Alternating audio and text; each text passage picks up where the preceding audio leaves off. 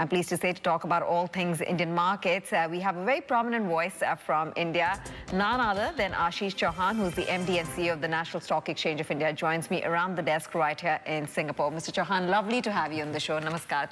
Thank you so very much for joining us. I do want to start off, Mr. Chauhan, by asking you about the potential of the Indian market, because it's soared, it's given very good returns. Of course, last couple of months there's been some pullback, but what do you see as the future out here? How is the road ahead looking like? In a way, India was always having a stock market. Even post-independence in 1947, we became slightly socialist in our constitution, but we remained somewhere pragmatic, and Indians are pragmatic, right? So we continued to have markets. China and all closed down their markets. And so we have a continuous tradition of stock markets for 150 years. And that has given tremendous confidence, of course, post setting up of NSE in '94. The markets have seen a jump in market capitalization of almost 110 or 120 times in 30 years. And that's telling you that India has now more people investing, more than 105 million people investing in Indian stocks. Yeah. And that's an ID market. We know exactly who is placing each order. Only India and China are ID markets in the world. Others are what we call omnibus markets. And that's where more and more Indians who are young, coming to the job market, they're earning more than at young age compared to their parents at their retirement age. So they have more to consume, but more to save. And then many of them are now saving into stocks instead of going to gold or real estate and other things. So this domestic flow, which is driving the market, is a rise of the retail investor in India, talking about more and more people opening demat accounts. What numbers are we talking about in terms of that market expanding, in terms of the whole narrative around financialization of savings? In a way, if you look back at, in say 2019, we had close to 20 million accounts, unique accounts, because in demat accounts, when you count, there are duplicates. Same person may have 3, but an exchange like NSE, which is a little larger than all depositories put together in terms of accounts, we have more than 200 million accounts. But if you dedupe, if you remove the duplicates using the specific text code, then it's around 105 million people uniquely investing today. But they were 5 years back, they were only 20 million people. So literally you have gone up 5 times, but that's just the beginning. The technology is allowing more people to be reached out at extreme low cost because of the video KYC and other things. And the large discount brokers are reaching out to all nooks and corners.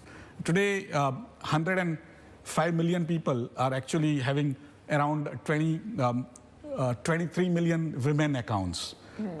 And more than 80 million households, which is 20% of all households now of India, directly invest into stock markets. And 20% of India's households are very, very large. They are now larger than all farmers in India put together and things like that. So it has changed the dynamics which the economists have not understood yet, the politicians have not understood, the policymakers have not understood. And the fact is... Why do you say that? Why have they not understood yet? I mean, even say 3-4 years back, one of the television calls after the Indian budget was sort of announced, I was called on television and I said, this looks a good budget for investors. And that anchor said that now that budget is good, few million people will be happy. And that time I had said 25 million people, sir. And now I can say 100 million people, sir, right? So most people have not understood that the Indian stock markets is now the preserve of the middle classes and the burgeoning middle classes. It's no longer, I mean, looking back 2014 when Mr. Modi took over, India's market capitalization was around what we call 65 lakh crores. That's in today's term around 800-900 billion dollars. Today, it is 440 lakh crore, which is 5.2-5.3 trillion dollars, right? So it has gone up almost 6 times. And that is also, of course, that is reflecting of the wealth that has been created, but it's also reflecting of the number of people and the wealth that is now represented. 1/3 of India's wealth is now in the stock markets. But isn't it getting a bit much, sir? I mean, if you look at what's happening in the IPO market, right, and all that talk about high valuations in the secondary market, firstly, for India, where average valuations are now going at 24 times forward earnings, and also the excitement around IPOs, and everybody's like, Okay, is this looking a bit stretched? What's your sense In on a that? country which is growing fast, which is a great corporate governance framework, the minority investors, so that's always a difference between a minority shareholder and the manager shareholders. Manager shareholders have asymmetry of information. They have more information, they have more powers. Indian corporate governance framework, as defined by the government and regulators and then exchanges, they promote better information sharing, better power sharing with the shareholders who are not managing the companies. And because of that, if you look back at, say, last 30 years, China grew at breakneck speed in 30 years. What did their minority share investors earn? 4% per year? India's investors have earned in dollar terms 13% or more. And if you add the dividend yield, it could be 14-15%, right? Per year, last 30 years, right? And why I'm telling you this is because a country which does not have that great a corporate governance, when you look back, you think China, the promoters, or what we call promoters, insiders made more money. In India, the outsiders made more money. And that has actually created that trust. And second part is that when a country grows fast with a great corporate governance, then the valuations tend to be slightly ahead of the growth. India has that 30 years of 30 years of China's growth. India has those 30 years ahead of it. And that's why there is bound to be a little premium paid on that valuation. Having said that, on the IPO side, we had in the first 6 months, I think 150 IPOs, out of which 100 were on the small board, what they call small board. It's actually micro because they raise around $3 to $5 million a piece, so which is very micro kind of numbers. But the 50 large board, as you rightly said, were like $12-13 billion raised, including $3.3 billion of Hyundai Motors, which is a large number, right, in a way. And so we have people raising $1 million, and we have people raising $3.3 billion, right? And so it's a wide spectrum, but it also tells you the vibrancy of the India's the entrepreneurial ecosystem, and also the entire framework that India was always capital starved. And today, you don't require a lot of capital to create new businesses. And private equity, venture capital, they may not fund smaller businesses sometimes, but they come to the markets and get funding from the markets. But it makes the role of the regulator even more critical, right, Mr. Chauhan? Because at the end of the day, valuation being one concern, we do know that some of these issuances, right, their pricing was revised lower before they came to the markets because they got this reception from the markets that there would be no upside if they came expensive. And so to that extent, regulatory oversight, and then what's happening with the SMEs as well, where the listing norms are being tightened. Do you think it makes the role of the regulator even more critical, regulatory oversight even more critical? No, absolutely. Over 35 years since SEBI, which is our regulator equivalent to SEC, was set up, they would have played a great role in ensuring that when required, they tighten the regulations for stockbrokers, for investors, for large investors, for small investors, and also, of course, for the companies, and also their disclosures to remain listed and so on and so forth. And they keep on tinkering. People do not like it sometimes because they want to have the same regulation forever and ever. But based on the feedback, the regulators have to take their calls and ensure that the markets provide better information, faster information, more qualitatively good information and stuff like that. And that's where, for me, Indian regulators have done a great job. And today also, there has been, as you rightly said, there has been a slight euphoria on the SME side, what is considered micro markets. And the regulators have also issued a consultative paper. Normally, Indian process of regulations include putting out papers, creating them, getting all sorts of thousands of getting comments. your feedback. Thousands of comments come. They would go through each comment with all their spelling mistakes and things, and then still make decisions which are correct. And I don't envy them their job, but that is the most crucial job of running the markets, creating those regulations. Speaking of IPOs, how can I not ask you about the NSE IPO? You know, rumors are doing the rounds that your valuation, NSE's valuation, has also doubled to about $35 billion. And so what's the path ahead on this front? Because investors are very keenly eyeing NSE's issuance? I think your numbers seem to be slightly dated. Currently, whatever we are getting feedback, even on the internet-based private numbers, they seem to be closer to a range of $60 billion. But yeah, actually, yeah, I've read that number as well. Right. So for me, it doesn't matter to us. We, as employees of stock markets, especially in India, we don't get stock options nor bonuses based on profits. So it's in a way procedural work for us, as in when we get the approvals from the regulators. We have asked for the no objection certificate once again to the regulator for starting work on our RHP preparation. We have not yet heard anything, so we will wait for their signals, and then once the approvals come, then only we can start. First quarter of next year, next financial year, you think, April onwards? I would currently I have no visibility on that. Not even a timeline, sir? Not at all. Okay. I also want to talk to you about foreign investor interest in India, which last couple of months, we've seen some sell-off there. What is the message that you want to send out to foreign investors looking at the India story? Well, because they're saying, yes, valuations are high, yes, India is a growth story, but even growth is facing cyclical headwinds. So what's your message there? In a way, in any economy, there will be pluses and minuses. India has a particular monsoon season, which is sometimes very extreme. And monsoon season, even I believe Singapore has a nightly rain now. But I mean, you come to Mumbai and you can figure out what rain is, right?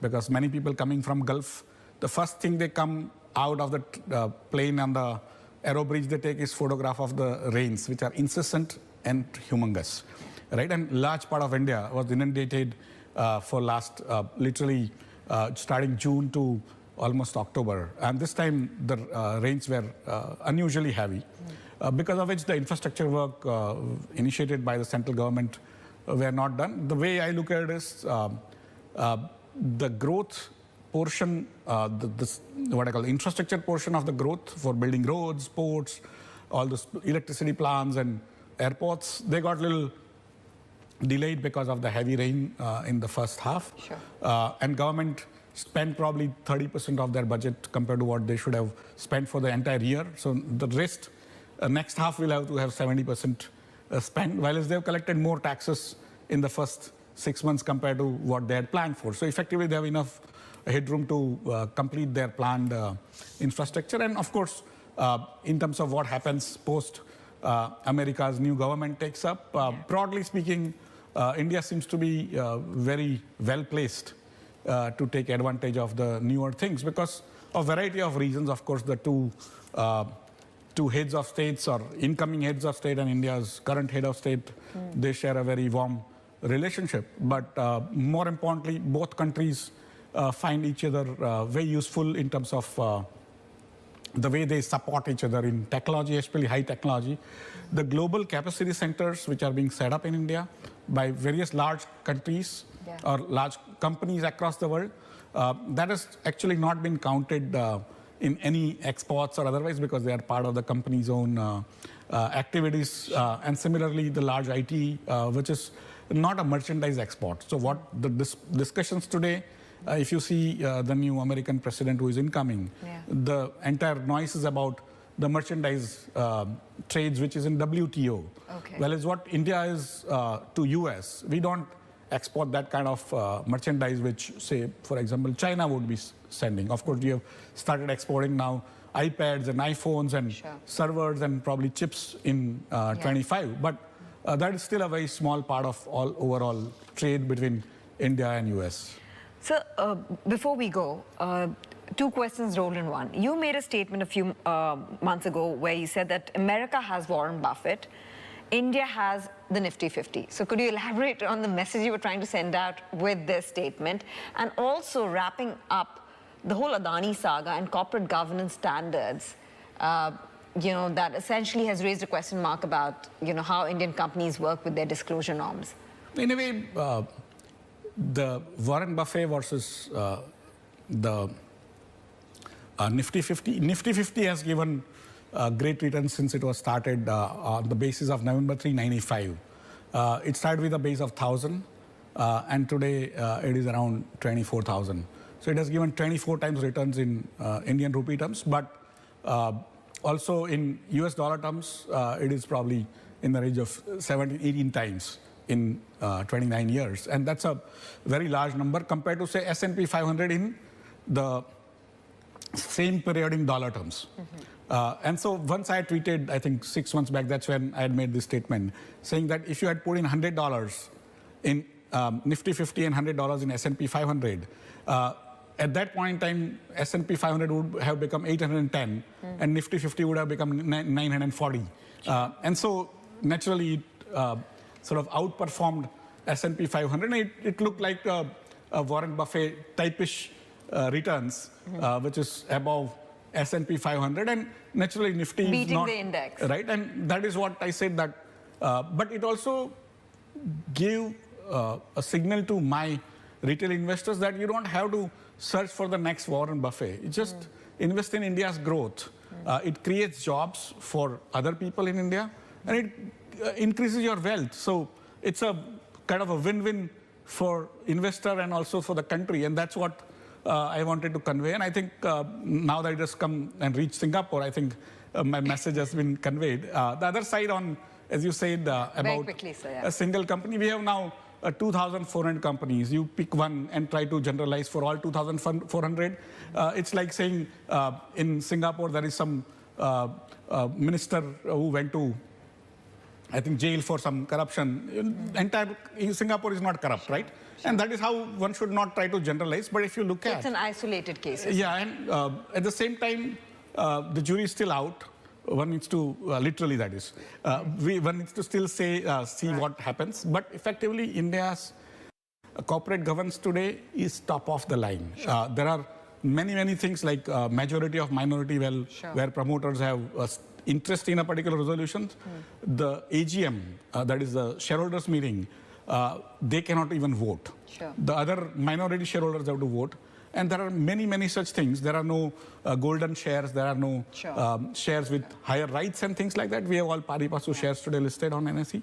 Right. So that's where I see that people may try to generalize because of variety of reasons, including geopolitics. But we need to be aware that last 30 years, India has now come to, in terms of the technological usage in the stock markets, we are now, on many days, we are 50% of all trades in the world at NSE. And 50% of all orders in the world, in all exchanges put together, add up New York, CME, wherever you can think of, and their brothers and sisters, we are 50%, right? So we are unbelievably large. The message has still not reached. Probably through this, it'll reach. It'll reach. Okay. Thank you so much, Mr. Chauhan, for joining us and giving us your perspective on the Indian markets. We'll be right back after this short break.